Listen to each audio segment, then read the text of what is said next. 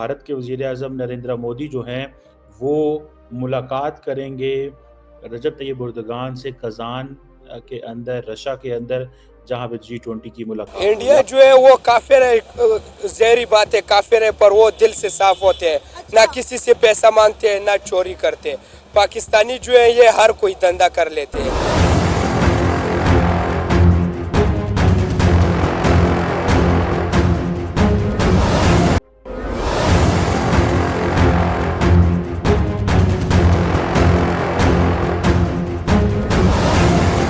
कि भारत के वज़ीर-ए-आज़म नरेंद्र मोदी जो हैं, वो मुलाकात करेंगे रजब तैयब एर्दोगान से कज़ान के अंदर, रशा के अंदर, जहाँ पे G20 की मुलाकात होगी। आपको पता है रशियन प्रेसिडेंट पुतिन ने कहा है कि जो ब्रिक्स है it's not anti west, it's non western group. देशों के सम्मेलन से पहले शुक्रवार को राष्ट्रपति पुतिन ने अहम प्रेस कॉन्फ्रेंस की है।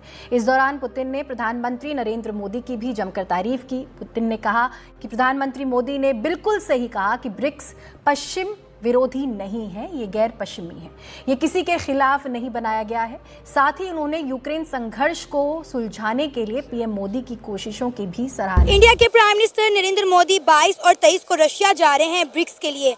जैसा कि आप सब जानते हैं कि पाकिस्तान ने भी अप्लाई किया हुआ है ब्रिक्स के लिए, तो क्या इंडिया इस बार पाकिस्तान को अलाउ करेगा कि पाकिस्तान भी ब्रिक्स का पार्ट हो? जून में जब चाइना ने ब्रिक्स को होस्ट किया था तो चाइना ने पाकिस्तान को इनवाइट किया था, लेकिन इंडिया ने वीटो कर दिया था, ये कहकर कि वो मुल्क जो हमारे मुल्क में आके दहशतगर्दी करे, हमारे लोगों को मारे, हम ऐसे लोगों के साथ एक टेबल पर नहीं बैठ सकते।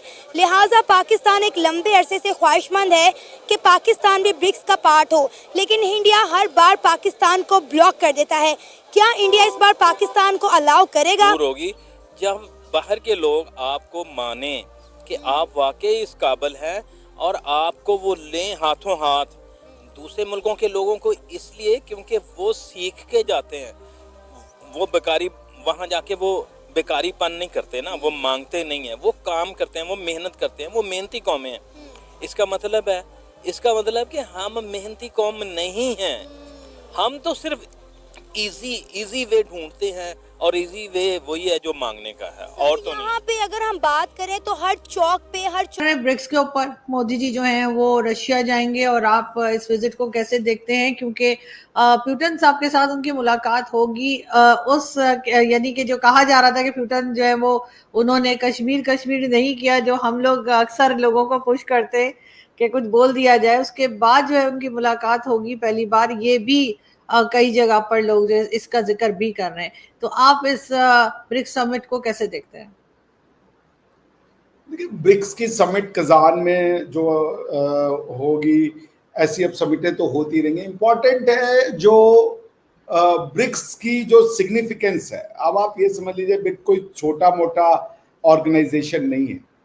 मैं कहीं पढ़ रहा था इस बार इकोनॉमिक सर्वे में कि इंडिया का ग्लोबल ट्रेड में इस साल 16% का कंट्रीब्यूशन है।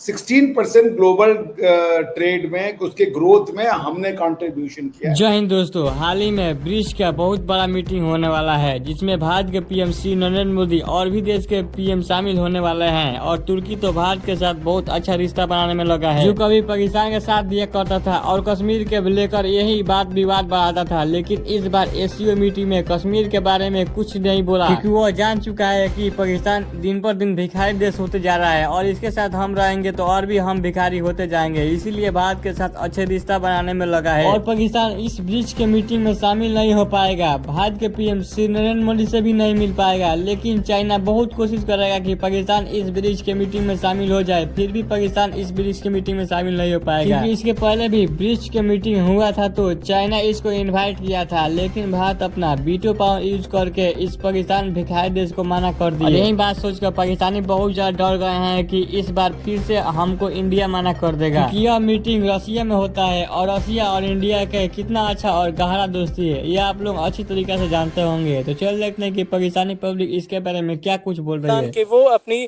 ब्रिक्स की जो मेंबरशिप है वो ले सके। क्योंकि देखिए ना, इंडिया एक हद तक इस चीज को ब्लॉक कर सकता है, उसके बाद इंडिया का भी आगे जोर नहीं चल सकता। लेकिन अब आप देखें ना कि लास्ट ईयर जब जून में चाइना ने पाकिस्तान को इनवाइट किया था, क्योंकि चाइना ब्रिक्स को होस्ट कर रहा था, तब इंडिया ने वीटो कर दिया था ये कह के कि वो मुल्क जो दहशतगर्दी करे, हमारे मुल्क में आके हमारे लोगों को घुस के मारे, हम उनके साथ एक टेबल पर नहीं बैठ सकते।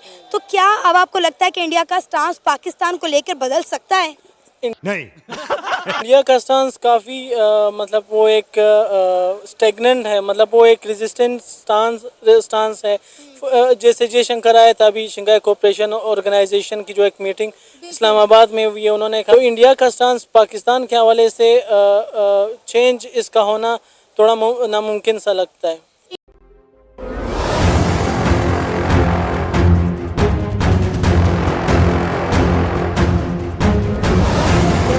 शुक्रवार को राष्ट्रपति पुतिन ने अहम प्रेस कॉन्फ्रेंस की है।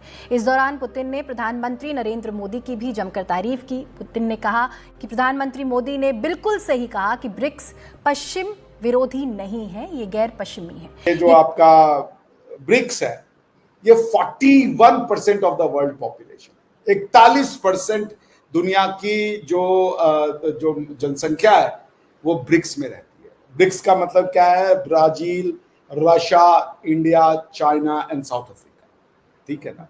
सो आप ये समझ लीजिए कि और 24% of the world GDP BRICS का और 16% ऑफ द वर्ल्ड ट्रेड इनका है। तो ये आज का ये स्टेटस है। आज के 50 साल बाद, सॉरी आज के 10 साल बाद ये होगा कि ये दुनिया का 43% पॉपुलेशन होगा और ये दुनिया की 50% ऑफ द वर्ल्ड जीडीपी होगा, या मोर देन 50% होगा, क्योंकि इंडिया और चाइना जब एकदम नेक एंड नेक आ जाएंगे तो वो खुद ही 40-50% के आसपास होंगे। तो कम से कम 50-60% ऑफ द वर्ल्ड जीडीपी होगा। तो जो G7 आज उसकी जो सिग्निफिकेंस है, ब्रिक्स उसको जो है वो कंप्लीटली आउटप्लेस कर देगा। ये कोई बात बनती नजर नहीं आ रही, क्योंकि देखें हमारा जो सिस्टम है ना, देखें हम एक बीइंग अ मुस्लिम, अब मैं किसी के रिलीजन को नहीं छेड़ता, इसलिए देखें हम चाहते हैं भाईचारा। अभी देखें आपके सामने अभी जयशंकर साहब आए थे हमारे समिट के अंदर, उसमें हमने उनको दावत दी और उनकी मेहरबानी है, क्योंकि लास्ट टाइम इंडियंस ने बहुत सारा मुझ पर अटैक किया कि जी क्या आप बात करते मुसलमानों की। बात मुसलमान की नहीं हो रही, बात इंसानियत की होती है। वो आए, हमने उनको वेलकम किया और दिल से वेलकम किया, और हम आपको हमेशा वेलकम करना चाह रहे हैं, मगर आप नहीं वेलकम करना चाहते तो अलग बात है। अच्छा, बाकी रही बात आपकी कि जो वो हमें रोकेंगे सबमिट में जाने के, जो भी इनका प्रोग्राम आ रहा है 22-23 को रशिया के अंदर, तो देखें दिल को खुला करें और दिल खोल के ना एक दूसरे को वेलकम करें। तो ये जो जंग है ना हमारी आपस में, ये है ही नहीं, एक्चुअली जंग हमारी है नहीं। मैं एक इंटरव्यू सुन रहा था, इंडियन हमारे को मुस्लिम भाई थे, उन्होंने कहा कि हमारी लड़ाई तो है ही नहीं, हम में लड़वा रहे हैं वेस्टर्न वाले। वो चाहते नहीं कि हम एक साथ इकट्ठे हो जाएं, हम मिलके, क्योंकि उनको पता है कि अगर ये दो कंट्री जिसको इंडिया और पाकिस्तान कहते हैं, अगर ये दोनों मिल गए तो हमारा क्या बनेगा। और भाई आपको ये बताना चाह रहे हैं वेस्टर्न वालों को भी कि अगर हम मिल जाएंगे तो जितनी इकोनॉमी आपकी हमारी वजह से बूस्ट होती है, जितना हम आपको एम्प्लॉयमेंट देते हैं, ये कोई भी नहीं देता।